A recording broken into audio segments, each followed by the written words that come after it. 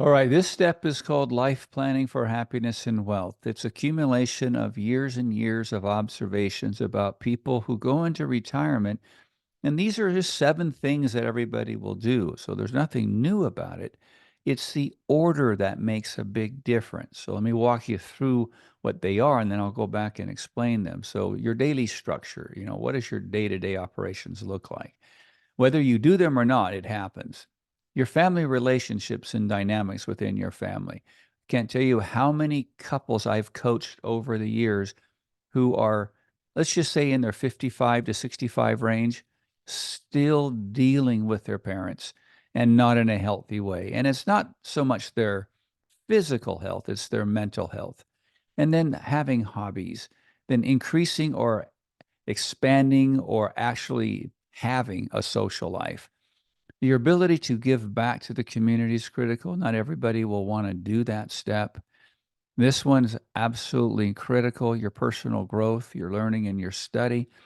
And here, this is why I say it's out of order. Too often we go zooming right to travel, and I'm suggesting that that's the thing you don't want to zoom to. That's going to happen, but we need to plan the other things so the travel comes with a purpose. There's an intent to it. So let's go back to your daily structure. Now, if you remember the seven steps that we've covered earlier and the transitions that we make into those seven steps, I'll just verbalize them real quick. So your identity and purpose, it's very critical you know who you are and you get up in the morning knowing what you're going to do.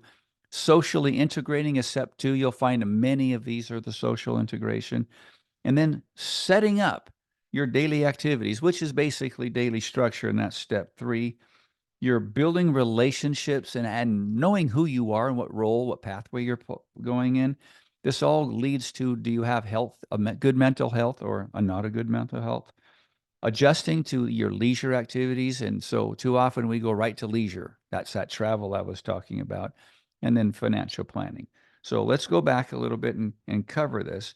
So daily structure. And by the way, if you'll look at your workbooks, if you go to the workbook that your answer booklet, there's a number of pages there that we're asking you to use so to fill out, and this will really help you get clarity. You're doing this for purposes of just getting clarity. Hopefully, you're doing this before you retire, but if not, it's never too late to kind of take a step back, recalibrate, and restructure.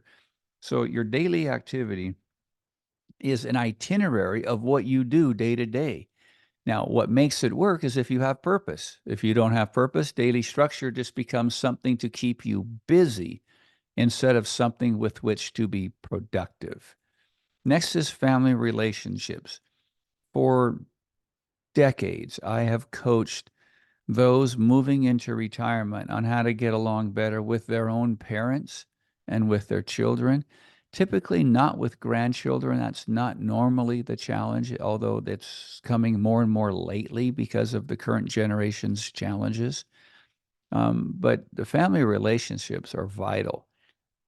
Retirement is such an optimal time to grow deeper or better, or even a surface relationship if it doesn't exist.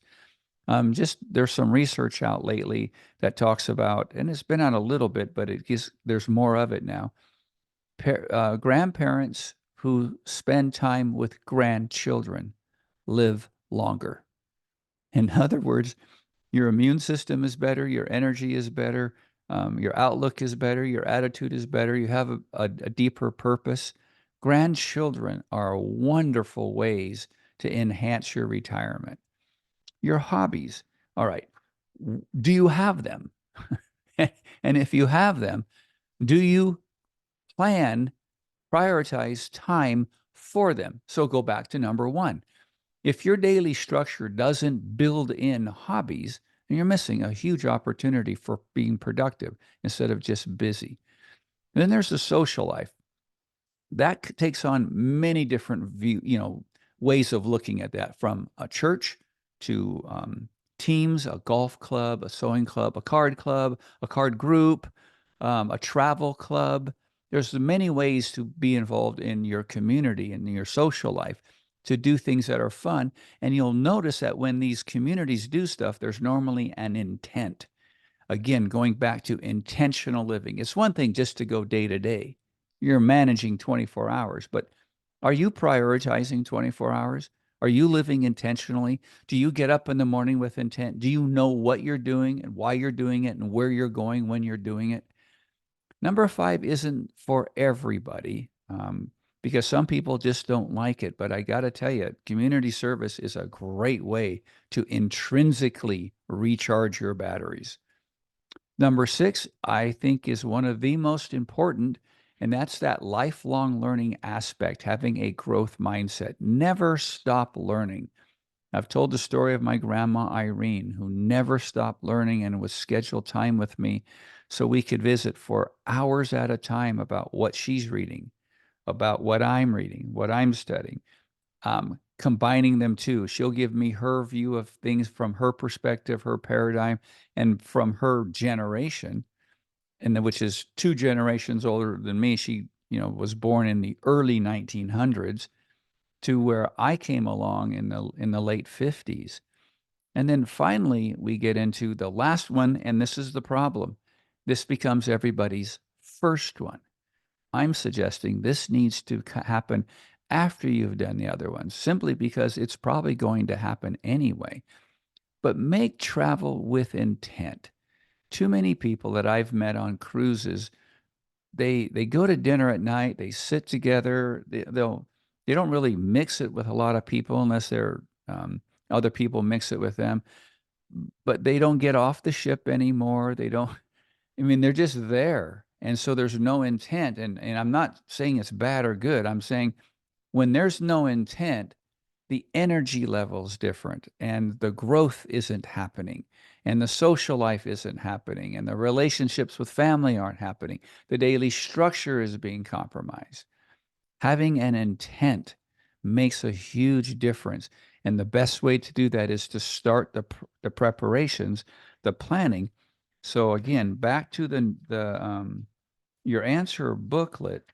Please go there and fill out the little questions that we've got there to give some direction. And this would be a great date with a purpose. Just to sit down and talk with your loved one there and figure out where are we going with our daily structure, etc. All right. Thanks so much for listening. We'll look forward to seeing you in the next video.